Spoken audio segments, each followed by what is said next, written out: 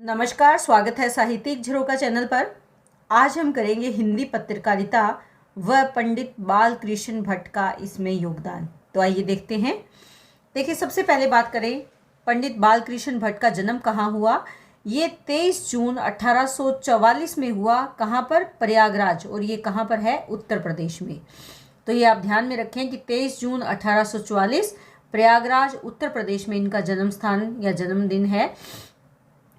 इनके पिता का नाम था बेनी प्रसाद भट्ट और माताजी थी पार्वती देवी। इनके पिता और संबंधी चाहते थे कि वो पैतृक जो व्यापार है उसमें ही लग जाएं, यानी अन्य कोई काम ना करें, जो उनके वंशज जो व्यापार करते आ रहे हैं उसी को करें। किंतु बालकृष्ण जी का मन व्यापार में नहीं लगा। भट्ट जी के व्यापार में रुचि न लेने के कारण इनके घर में प्राय गृह कलह होती, जिससे ऊबकर इन्होंने अपना पैतृक घर छोड़ दिया और अलग रहने लगे। इन्होंने अपना संपूर्ण जीवन हिंदी साहित्य और पत्रकारिता को समर्पित कर दिया। हिंदी साहित्य के इस प्रवर योद्धा का निधन कब हुआ? 20 जुलाई 1914 ईस्वी को इनका निधन हुआ। अब अगर देखें आधुनिक हिंदी पत्रकारिता में ये किस भूमिका में रहे हैं, तो उस दृष्टिकोण से अगर देखें तो इन्होंने आधुनिक हिंदी साहित्य और पत्रकारिता के विकास में एक निबंधकार और संपादक के रूप में अपना महत्वपूर्ण योगदान दिया है। हिंदी साहित्य में व्यवहारिक आलोचनाओं के प्रारंभिक प्रवक्ता पंडित बालकृष्ण भट्ट निर्विवाद रूप से स्वीकार किए जाते हैं। जो प्रारंभिक साहित्य में आलोचनाओं का जो दौर चला था उसमें इन्होंने अपना महत्वपूर्ण योगदान दिया है। सितंबर 1877 ईस्वी को प्रयाग से हिंदी प्रदीप नामक मासिक पत्र का संपादन प्रकाशन इन्होंने आरंभ किया। हिंदी प्रदीप एक साहित्यिक पत्र था जिसमें हास्यपूर्ण और गंभीर दोनों ही प्रकार की साहित्यिक रचनाओं का प्रकाशन किया जाता था। यह पत्र फरवरी 1910 ईस्वी के अंक के प्रकाशनोपरांत बंद हो गया, यानी 1877 में ये प्रारंभ हुआ और 1910 में इसका अंक निकला और उसके बाद इसको बंद कर दिया गया। हिंदी पत्रकारिता के जो प्रारंभिक समय में लगातार 33 वर्षों तक एक गंभीर साहित्यिक पत्र का संपादन प्रकाशन करना पंडित बालकृष्ण भट्ट के साहित्यिक महत्व को स्थापित करता है। किसी उस समय काल में किसी समाचार पत्र को इतना लंबे समय तक संपादन अगर किसी ने कर लिया तो निश्चित कि उसमें खूबियां तो है ही, और किस रूप में? एक पत्रकार के या एक संपादक के रूप में हम कह सकते हैं। हिंदी प्रदीप के माध्यम से भट्ट जी ने हिंदी भाषा के प्रचार प्रसार में योगदान प्रदान करने के साथ राष्ट्रीय चेतना को बलवती बनाने का महत्वपूर्ण कार्य किया। एक तो क्या है, हिंदी भाषा का प्रचार प्रसार हुआ। दूसरा देखिए, हिंदी भाषा का प्रचार प्रसार इस समय बहुत आवश्यकता थी इस बात की, क्योंकि हम अंग्रेजी के और अंग्रेजी शासन के विरुद्ध लड़ रहे थे। ऐसे में हिंदी भाषा का प्रचार प्रसार पत्र के माध्यम से, वो भी किस पत्र के? हिंदी प्रदीप के माध्यम से करना एक विशेष प्रयास और प्रयत्न रहा इनका।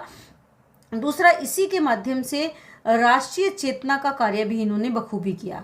हिंदी प्रदीप का प्रकाशन एक व्यापक साहित्यिक, सांस्कृतिक और सामाजिक चेतना को जगाने का लक्ष्य लेकर किया गया। उद्बुद्ध करने यानी जगाने का लक्ष्य लेकर किया गया कि साहित्यिक, सांस्कृतिक और सामाजिक चेतना को जागृत किया जाए। ये इसका मुख्य या मूल लक्ष्य माना जा सकता है। इस लक्ष्य की प्राप्ति के लिए पंडित भट्ट ने सरकारी नीतियों, ग्राहकों और अर्थाभाव से उत्पन्न अनेक समस्याओं का मुकाबला करते हुए, क्योंकि देखिए ये समय काल कौन सा है? वो समय काल है जब हम स्वतंत्र नहीं है। यहाँ पर सरकारी नीतियाँ थी जो भारतीय पत्रकारिता के विरोध में थी। यहाँ पर जो खरीदार थे वो भी इतने सटीक और इतने ज़्यादा नहीं थे कि जो पत्र को खरीदें, हाथों हाथ सारे पत्र बिक जाएं।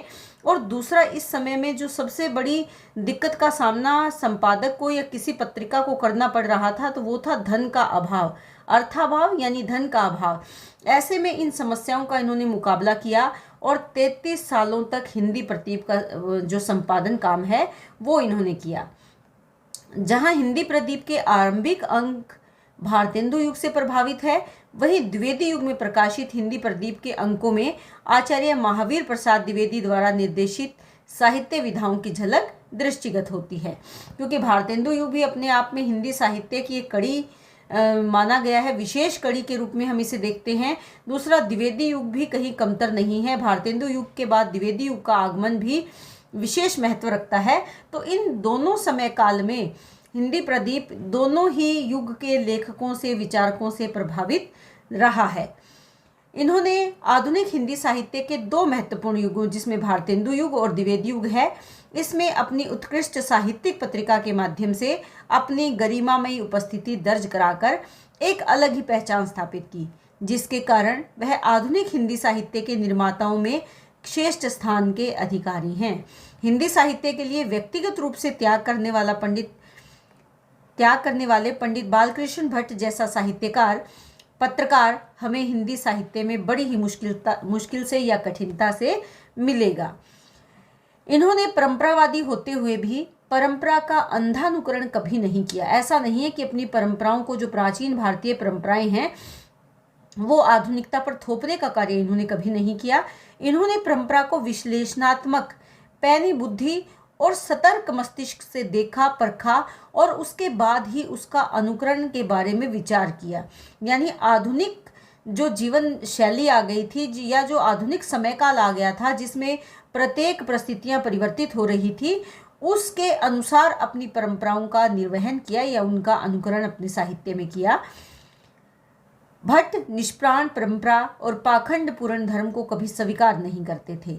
उनका प्रगतिशील दृष्टिकोण, सहज साहित्य सृजन हिंदी साहित्य में सदैव स्मरण किया जाएगा। यानी उनका जो साहित्य के प्रति दृष्टिकोण था, जो उनका साहित्य सृजन में जो सजगता थी, उसको हमेशा हिंदी साहित्य के क्षेत्र में, हिंदी पत्रकारिता के क्षेत्र में याद रखा जाएगा। तो उम्मीद करती हूँ कि ये प्रश्न आपको बहुत अच्छे से समझ में आया होगा। इन्हीं में से आप इसके अगर चाहें तो पॉइंट्स के तौर पर इसका विश्लेषण कर सकते हैं, जिसमें इनका हिंदी पत्रकारिता के प्रति जो मूल उद्देश्य है वो भी मैंने आपको यहाँ पर बताया। किन किन समस्याओं का इनको सामना करना पड़ा उसकी चर्चा भी हमने यहाँ पर की है, और किस प्रकार इन्होंने अपने जीवन का बहुमूल्य समय हिंदी पत्रकारिता को दिया उसके बारे में भी हमने यहाँ पर जाना है। तो उम्मीद करती हूँ कि आप इस प्रश्न को बहुत अच्छे से कर पाएंगे। बहुत बहुत धन्यवाद। इसी तरह चैनल से जुड़े रहें, लाइक करें, शेयर करें, सब्सक्राइब करें।